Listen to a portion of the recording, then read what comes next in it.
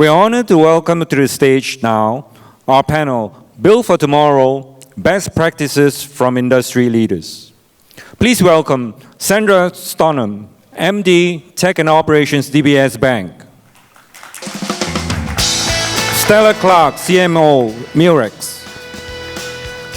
McNamara, Executive General Manager, Program Management Office, National Australia Bank. And Aananth Solaiyappan, CTO of WeInvest.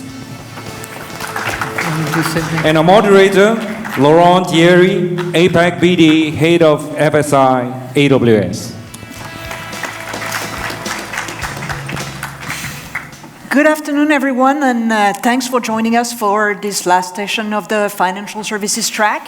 Hope you had a good time so far and you had a chance to learn something new today.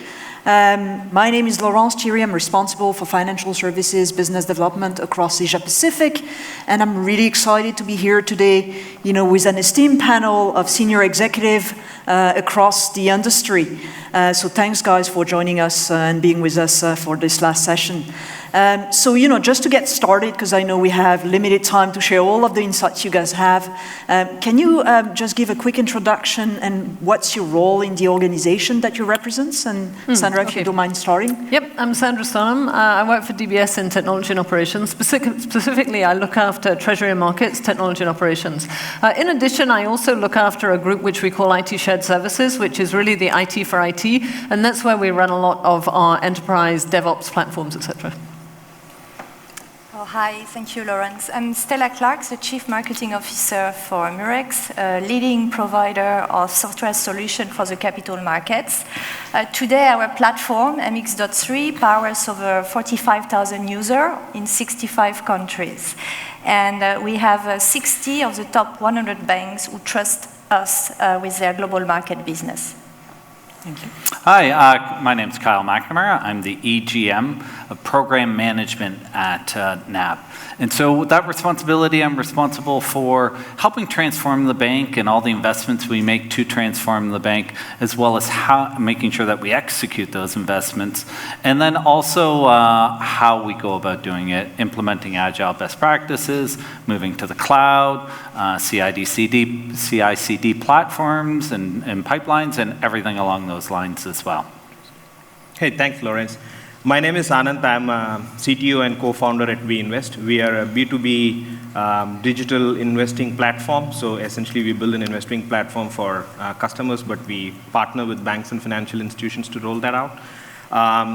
Being a startup entrepreneur, I don't have a specific role, including everything from ordering pizza for my team to cleaning up trash. It's under my purview. But more specifically, I'm responsible for our entire technology operations, engineering team, product management, and customer success. Thanks for this. So as you can see, a very diverse panel.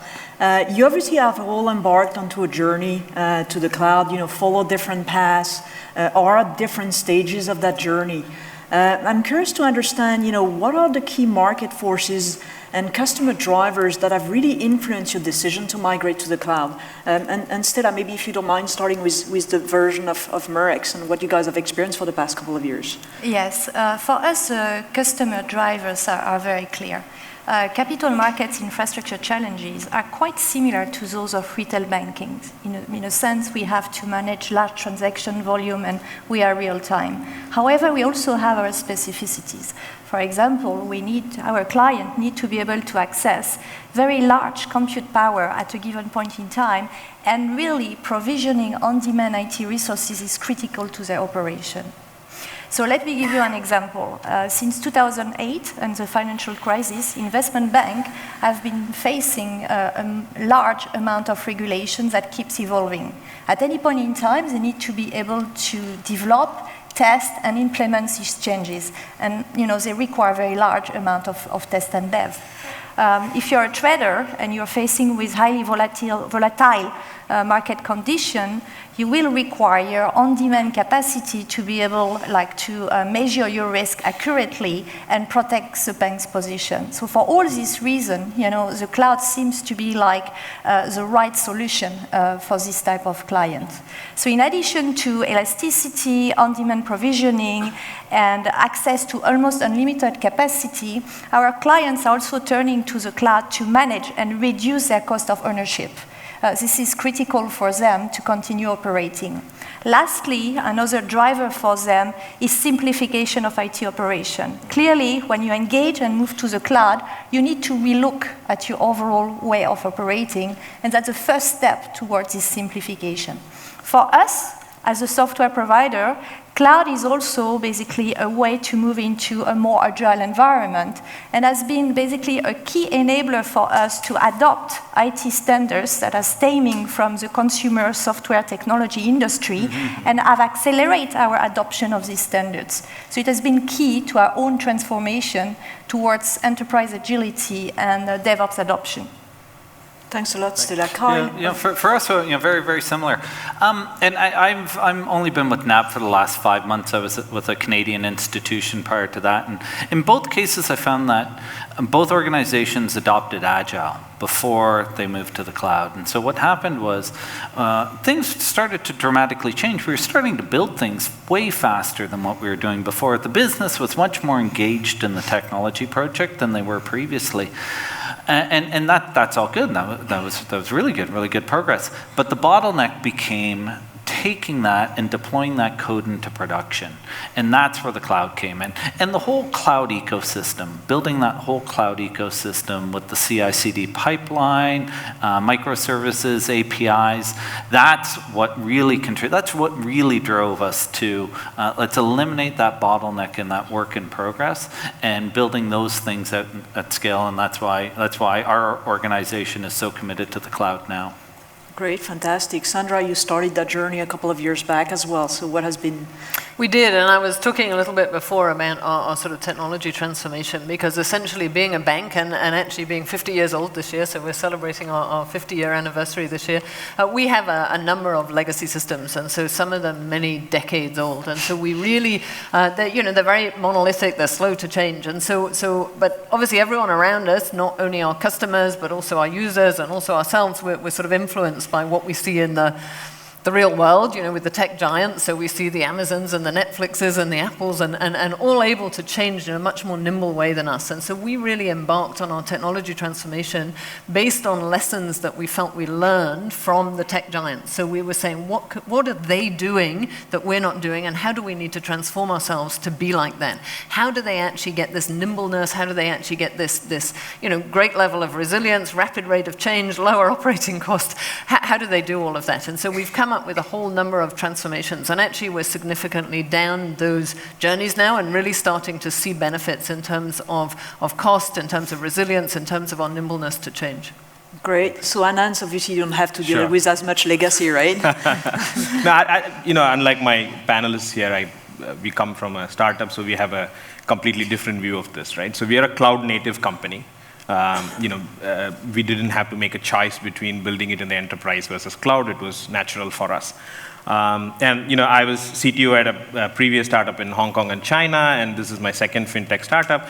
And with that experience, I think if I have to look back and sort of analyze why and how cloud has helped us, the three things stand out for us, right? One is obviously the cost. We are a startup. We have a couple of $100,000 in funding. We're not going to, go and sort of build our entire infrastructure in a data center, and that, will go out of business. So that's a no-brainer one. The second one, I think this is a philosophy that sort of dawned on me when we started the company, is that with the cloud and the abundance of services that someone like AWS or other cloud service providers provide, our job is to build the core business logic and then to be able to compose the entire application and platform using the services that come out of the box, right? I mean, we definitely didn't want to reinvent the wheel about network and scalability and, DDoS prevention. All of that is done and dusted. We just need to, sort of suck them into our product proposition. The third one, I think slightly counterintuitive point, is security. ties in again with my previous point about leveraging on services provider. We are not equipped to go and find the hardware security module, keep it in a I don't know, like completely secure environment where nobody else has access. We can't do that. So with the level of services that AWS provided us out of the box, I think we've been able to achieve what banking grade security, as we sort of call it, within a period of 3 to 6 months, which would have taken years and millions of dollars in investments if we had to go and do it all by ourselves. So I think so being cloud native, that has helped us tremendously. Great, obviously you have an advantage there. So we hear a lot about the need for, a profound transformation of the organization, at the heart of that organization. What has been your experience in terms of how the cloud has helped you guys transform that organization or is transforming that organization? And here I'm looking at things, across the spectrum of, from culture to people to process or even technology. Kyle, what's your experience? Yeah. From your existing employer, actually, previous one, if you don't mind sharing a little bit. Well, I guess I'll keep it simple. I'll talk about the way I think about it. The bank's been very public about the fact that we're investing in incremental $1.5 billion over the course of the next 3 years on technology. And when I think about that investment, so we're already making a significant investment in technology, and then we're making an incremental investment in technology. It's part of our transformation.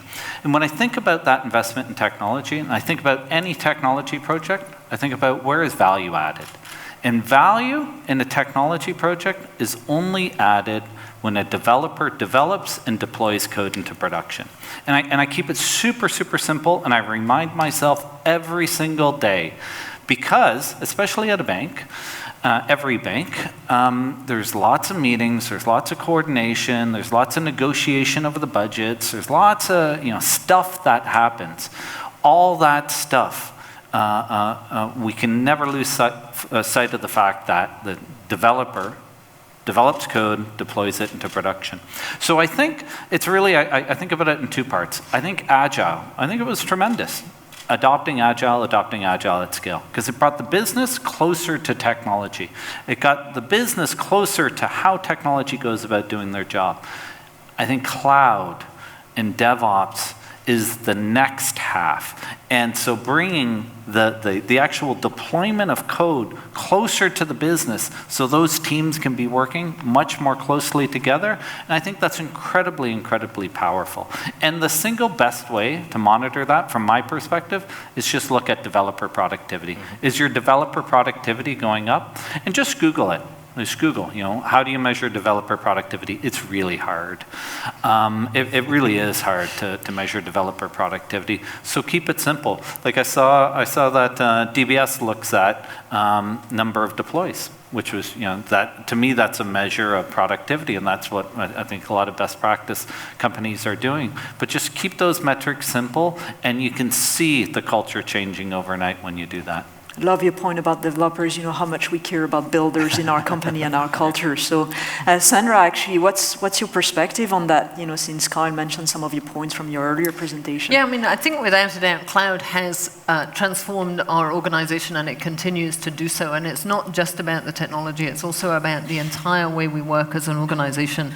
So we, as I mentioned, we're on our sort of 50th year, and there's a lot of thinking at that time as to how you continue to sort of stay ahead and move yourself forward and stay relevant in the next 50 years. And we've set ourselves certain targets and strategies, things like being digital to the core, things like being very data-driven, and things like being obsessed with the customer journey and really embedding ourselves in the customer journey. And one of the things that you realize is to actually achieve those kind of things, being data-driven demands that you have instrumentation, real-time data, all of this kind of stuff. Being digital to the core absolutely demands the kind of capabilities you can get with the cloud, and the customer journey and being able to adapt quickly and evolve the customer journey really demands that you use the cloud.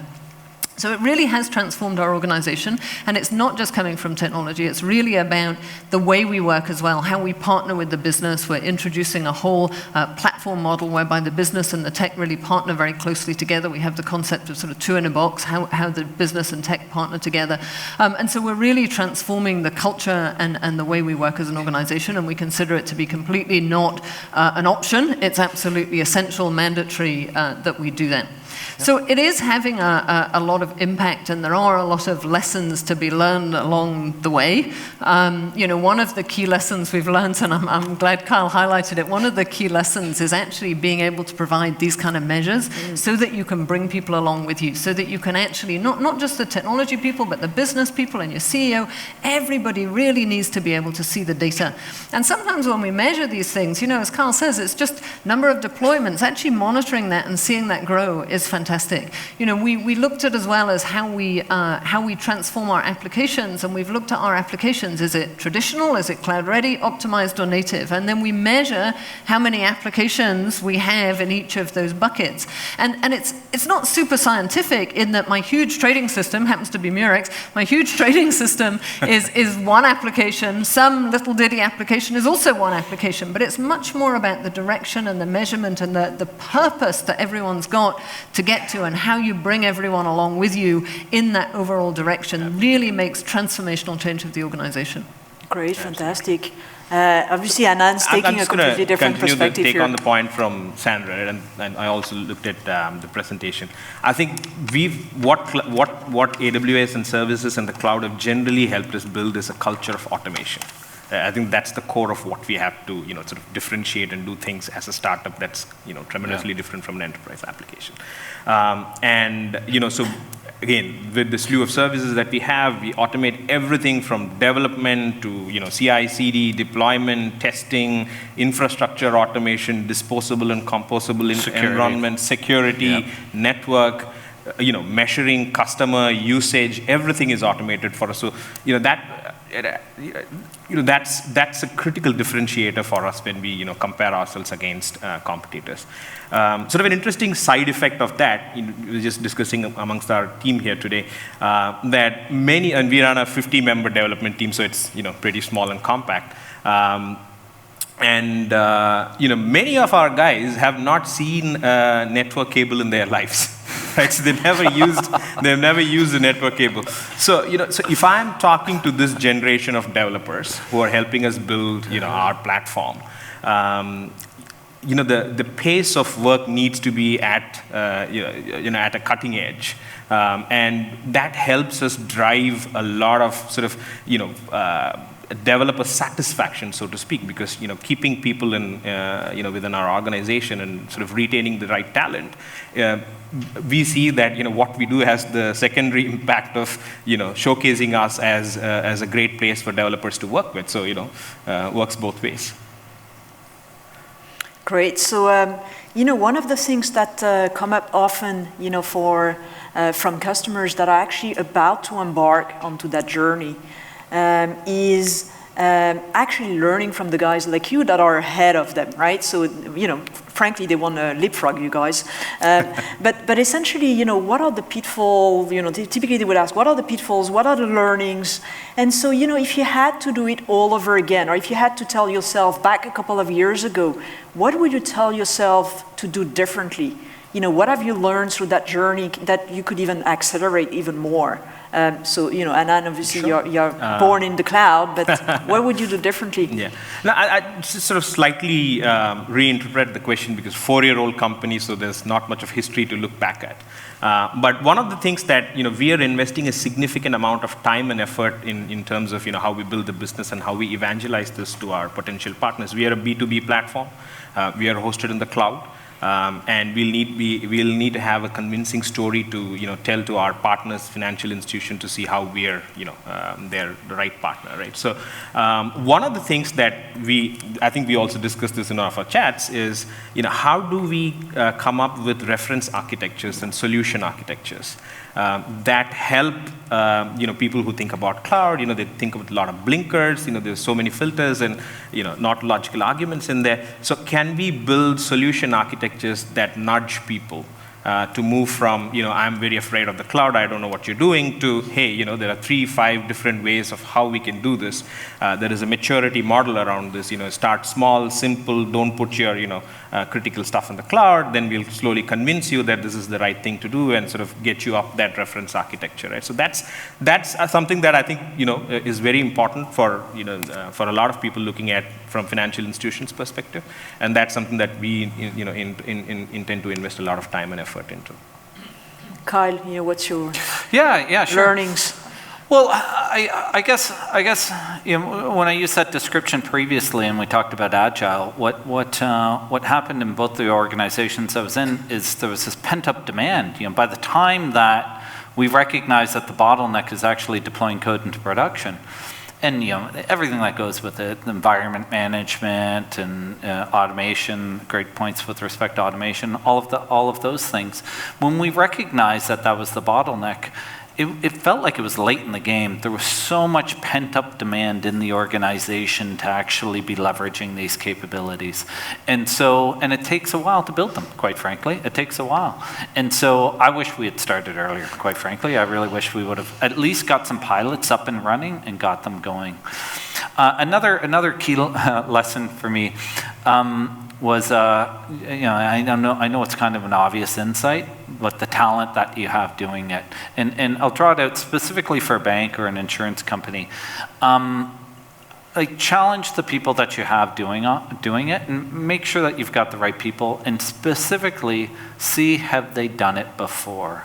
Because everybody's trying to learn. Everybody knows this is their direction. Everyone's picking up O'Reilly books or reading Wikipedia articles and everything else. You want someone who has that experience and have done it before. And we made that mistake where we, especially with in one situation where these were people who had worked 18 years in the bank or some number like that. Of course they didn't have that experience. We hadn't done it. We hadn't done it in the bank, so of course they didn't have that experience. When we took that team and mixed it with a group of individuals that had done it before, plus the people with the bank experience, super, super powerful and really, really good outcomes. Great. So Stella, what's your experience at Murex, and how would you do it differently? Okay, so I think for us, we, compared to you with natively in the cloud or as banks, we have 3 basically competing kind of objectives to do, and it's very difficult, to decide which one to give the priority. Of course, we have our client, and we need to make sure that we can bring our client to the cloud, and what we have done, to be cloud ready, and to allow them to basically leverage public cloud infrastructure.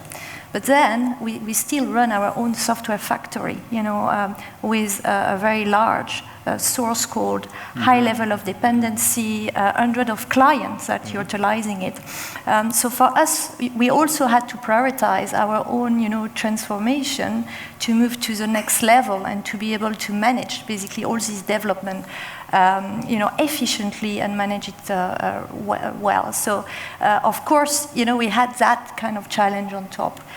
So it's when the cloud came in, and we decided to take a cloud-first approach for that. And at the same time as we were moving to enterprise agility by adopting scale agile frameworks and moving over 1,000 developer testing engineer into that framework, we also had basically to transform our development platform and basically the way we develop our software to be able to benefit from what the cloud is bringing and move us to the next level of natively utilizing some of this capability. So what was difficult, what is still difficult because we are still in this journey ongoing, is basically how you put your priority, because of course client come first, and you have to keep going. So that's basically a challenge that Aananth doesn't have, because you're already there. True. Where we have to manage all these priorities together. So having sharing, engaging with our client, early adopters, is very important for us to help us to decide where to prioritize. Great. Sandra? So It is very difficult. There are no right answers. There are no obvious shortcuts. I mean, I think one of the things I would say is if it's taking you a few years, don't beat yourself up. It's, one of our learnings when we went and looked at the tech giants is that it took Netflix 7 years to transform themselves. And so we kind of gave ourselves a bit of breathing space when we recognized that. And in fact, that might be a very important insight that you might want to feed back to your CEO or someone like that to just say, chill, this doesn't happen overnight. So yes, by all means, try and leapfrog. Obviously, we also try and do the same. And by the way, continue to try and do the same where we learn off other people who are obviously way ahead of us on this whole journey. But it isn't something that happens overnight. It is something that requires many, many, many years to actually work through and to get it right. So, and I think realistically, companies embark on different aspects of it at different times. And so there's no one right pathway to get through it. You kind of try it a bit, learn a bit, change what you're doing a bit, go back and fix some other stuff. I'll give you an example of that. I mean, we started with Agile and we thought, if only our business would be Agile, we could just deliver stuff so much faster. And so when the business started being Agile, we're like, oops, we haven't quite fixed all the DevOps and stuff. So actually, the end of that sprint, giving it back to them all tested, is not quite so simple. So there's a lot of things that have to come together in this whole journey. It doesn't just happen automatically. So it does take a few years. But I have, I've sat in my share of budget meetings where, with an impatient CEO who sort of says, I'm spending this amount of money, give me this return now kind of thing. And you really have to think about this as to being a multi-year journey and how do you sort of try and educate people that this doesn't happen immediately. I think the one lesson I would say, or the one thing we would do differently is really try and hone in on those measurements more quickly so that we can actually really communicate to people what the journey is we're going through and how we're progressing through that journey so that they can buy into it with us. Because actually our CEO is an enormous supporter of this whole journey to cloud, but it still takes education for everyone to realize that it doesn't just, you don't just click your fingers and it happens. So Sandra, maybe one follow-up questions. We talk often about DBS and Gandalf, and you talked a number of times about these other technology companies that you looked at. Can you share a little bit more about what Gandalf is all about and what the cheese is all about? I'm French after all, so I care about cheese. So the cheese is just the shape of the wheel. We couldn't decide really whether it was a cheeses or a wheel, so it's a cheese wheel. But the Gandalf actually has a very special background to it, in that we went out and we sort of looked at all of these different companies, and in particular we were looking at Google, Amazon, Netflix, Apple, LinkedIn, and Facebook. And so we kind of put all these together and we kind of get Gandalf, right? And so one of the things we did is we came up with this. It was kind of a bit arbitrary at the time, but someone said, how can we be the D in Gandalf?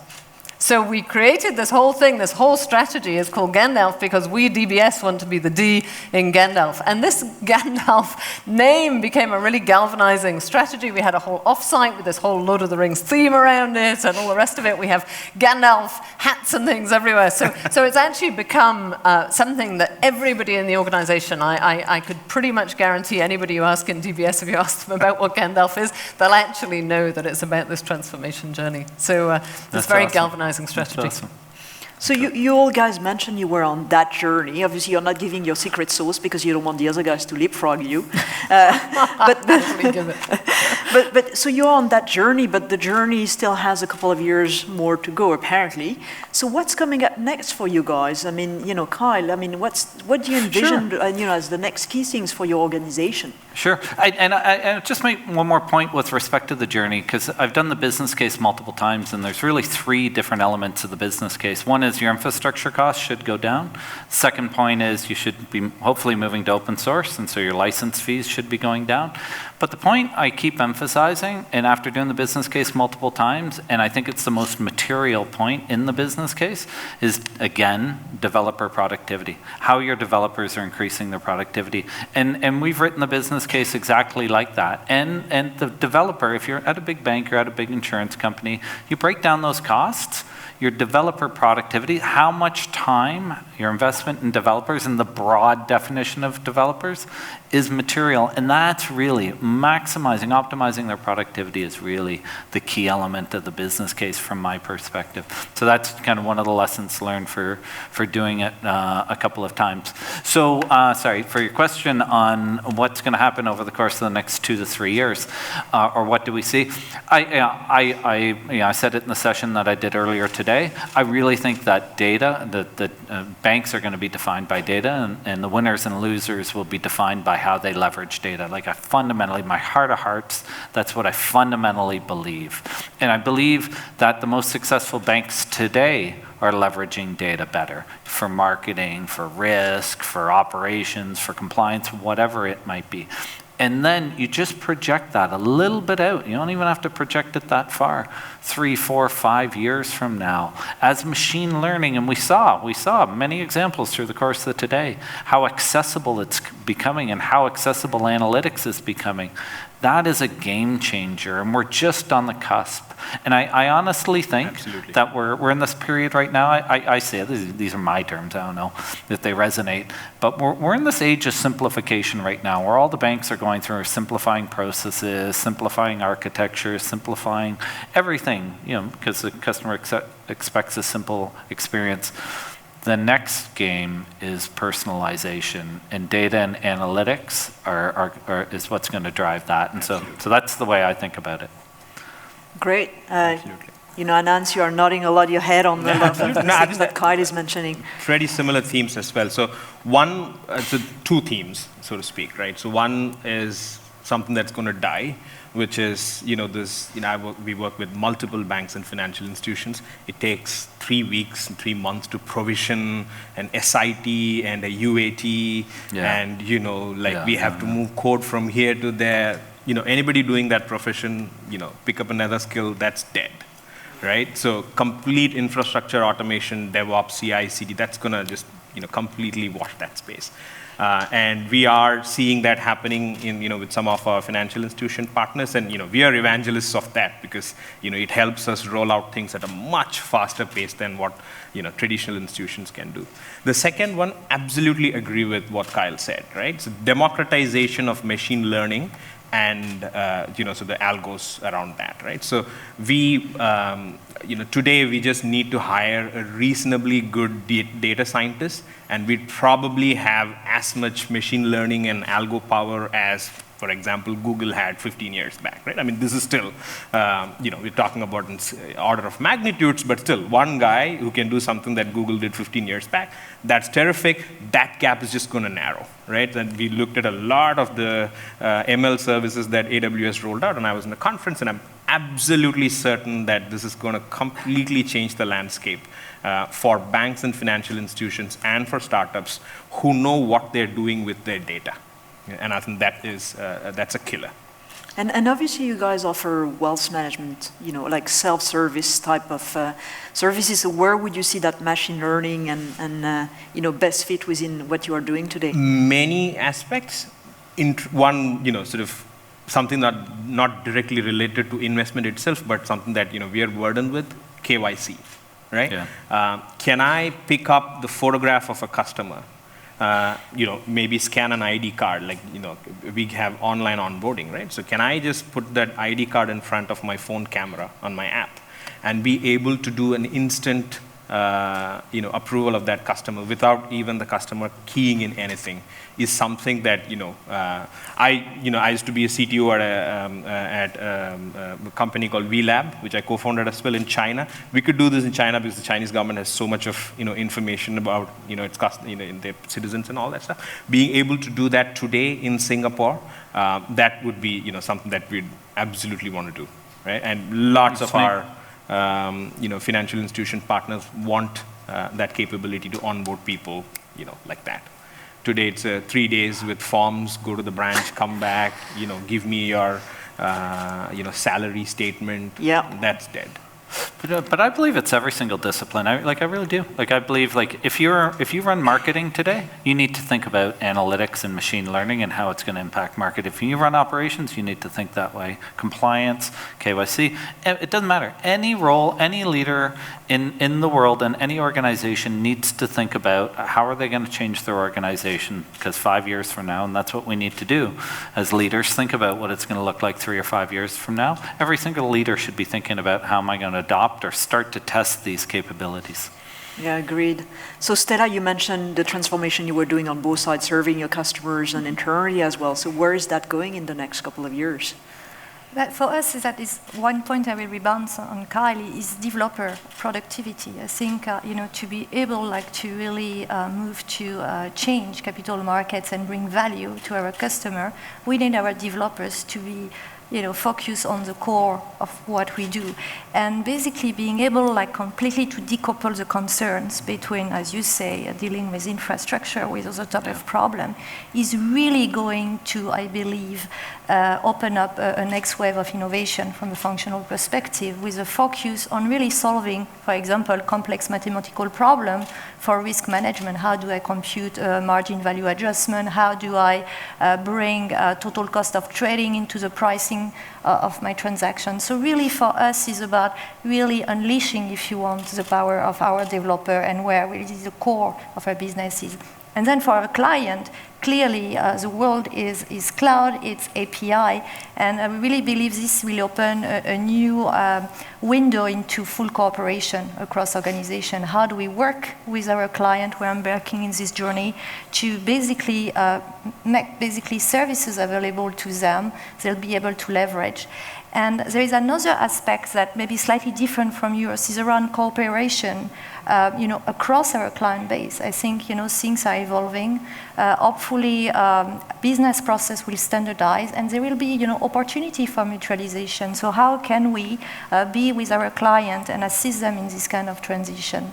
So I think it's machine learning, of course, for us is critical, because whether you do a transaction, you have a life cycle, you need to be open. You need to be able to plug machine learning insight or prediction, and be able to utilize this data efficiently in your day-to-day. So for us, this is really where we want to be and how we want to assist our clients. I'm not sure about, onboarding with a photograph. I mean, in my country, France, I'm not sure this will be going. But I agree with you. There is still a lot of potential for automation there. Specific jurisdiction challenges, huh? So Sandra, obviously DBS has done a lot already, in terms of opening up APIs, even hiring with hack to hire and things like that. So what else are you guys going to do in the next couple of years? Well, I think I would totally agree with my co-speakers here on the panel. Data-driven is really the area that we're going to focus on completely. In fact, we already are focusing on that. So really being data-driven as an organization, very, very important to us. But I think the other thing as a bank, which is interesting and what's going to affect us is, I think we're right to go and look at the tech giants, in that we no longer consider really, when we're looking at our competition, to go and look at banks. The fastest growing financial services out there are actually the tech giants. So the Alibabas or the fintechs are the fastest growing financial services out there. We need to look at them as competition, and we really need to think about how we proceed. Fantastic. Guys on the panel, I want to thank you a lot for sharing some of the insights. I'm sure some of the guys, in the background will ask you for more details. But again, thanks for being on stage today and sharing your insights. Thank you.